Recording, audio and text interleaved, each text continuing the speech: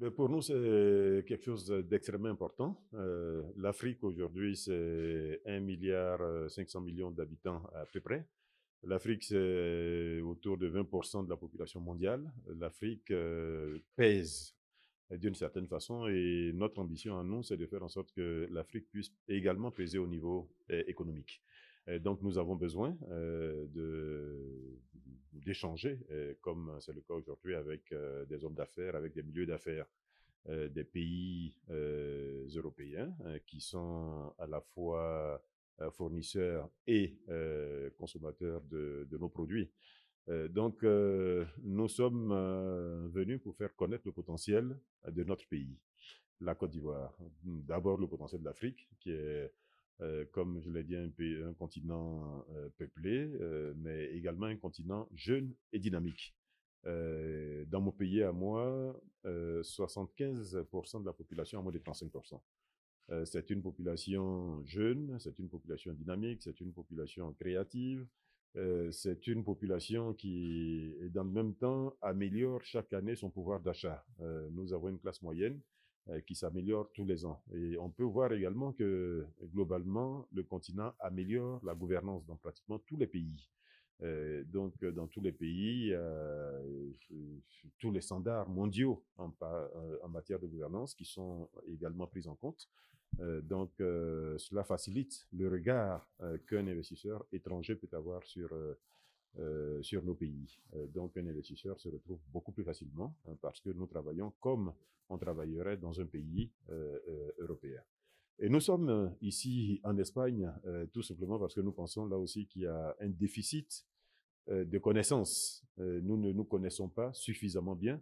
Il est donc important de venir échanger avec des personnalités du monde des affaires et même du monde politique et social d'Espagne, échanger, mieux nous connaître, montrer les potentialités de nos pays et puis attirer vers nos pays des personnes qui ont développé des compétences ici.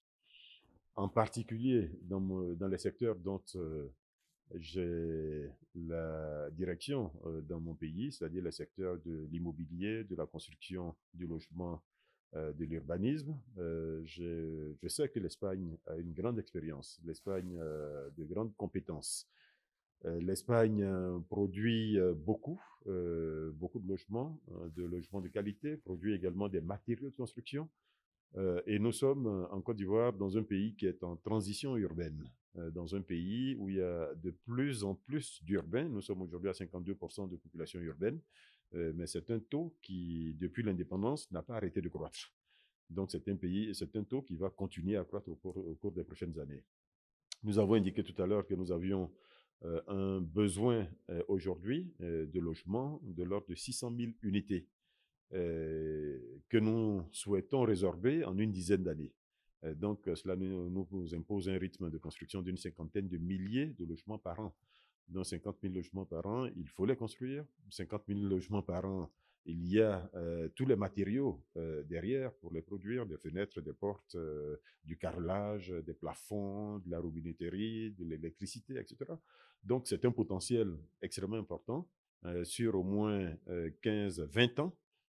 Et nous espérons là aussi que la perche sera saisie par les hommes d'affaires espagnols qui, nous le savons, sont suffisamment compétents pour nous accompagner sur ces matières. Ça va être difficile en quelques minutes d'aborder ces questions qui, comme vous le savez, sont relativement complexes.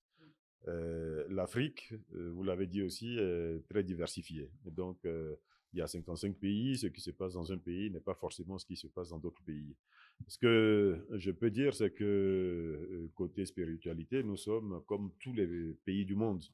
Nous avons, pour ce qui concerne la Côte d'Ivoire, par exemple, nous avons des chrétiens, à peu près 40% de la population, des musulmans, à peu près 40% de la population, d'autres religions qui constituent la différence. Mais surtout, c'est le brassage et la relation de tous les jours, qui est une relation parfaitement fraternelle, parfaitement sans ambiguïté, sans violence. J'allais dire, c'est une relation qui est entendue de tous et qui fonctionne bien. voilà, qui fonctionne bien. Et donc, cette question, chez nous en tout cas, ne présente pas de difficultés. Maintenant, pour parler un peu de la Côte d'Ivoire, c'est un pays aujourd'hui d'une trentaine de millions d'habitants, donc sur le golfe de Guinée. C'est un pays, pour ce qui nous concerne, que nous considérons comme la porte d'entrée, premièrement, de l'UMOA. L'UMOA, c'est l'Union économique des pays donc qui utilisent la même monnaie, le franc CFA. Donc, et ça, c'est déjà 120, 130 millions d'habitants à peu près. Et quand vous allez au-delà, à ce qui s'appelle la CEDEAO, la Communauté économique des États d'Afrique de l'Ouest, en incluant le Nigeria, nous arrivons à peu près, nous dépassons largement les 400 millions de consommateurs potentiels. Bon, donc nous estimons que il y a d'abord le potentiel du pays, qui est un pays économiquement fort et politiquement stable. Ce qui fait son économie aujourd'hui, c'est que la Côte d'Ivoire est le premier producteur mondial de cacao. C'est 40% du cacao mondial. Et le premier producteur de noix de cajou aujourd'hui, avec 1,2 million de tonnes, est l'un des premiers producteurs en Afrique de caoutchouc, de palmiers, de coton. Donc, c'est un pays qui est fort au plan agricole, mais qui a l'avantage d'avoir également des ressources minières. Nous sommes, je pense, quatrième ou cinquième en production d'or. Nous produisons du manganèse, nous produisons de la bauxite.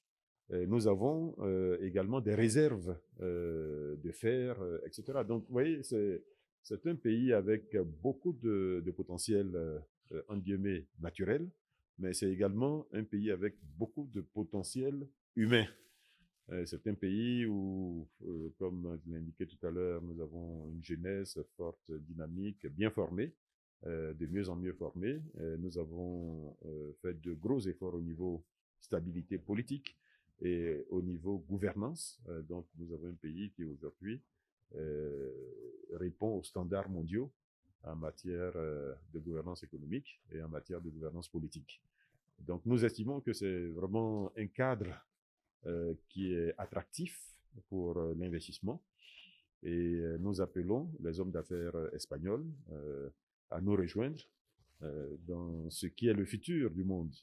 Vous le disiez tout à l'heure, dans ce qui est le futur du monde, nous pensons effectivement que, compte tenu de la population que l'Afrique va représenter dans les 10-20 prochaines années, compte tenu du potentiel économique de l'Afrique et compte tenu des améliorations que nous notons sur tous les plans, notamment au plan de la gouvernance, au plan de la prise de conscience des forces de ce continent, nous pensons que c'est un continent qui va de plus en plus compter au plan mondial.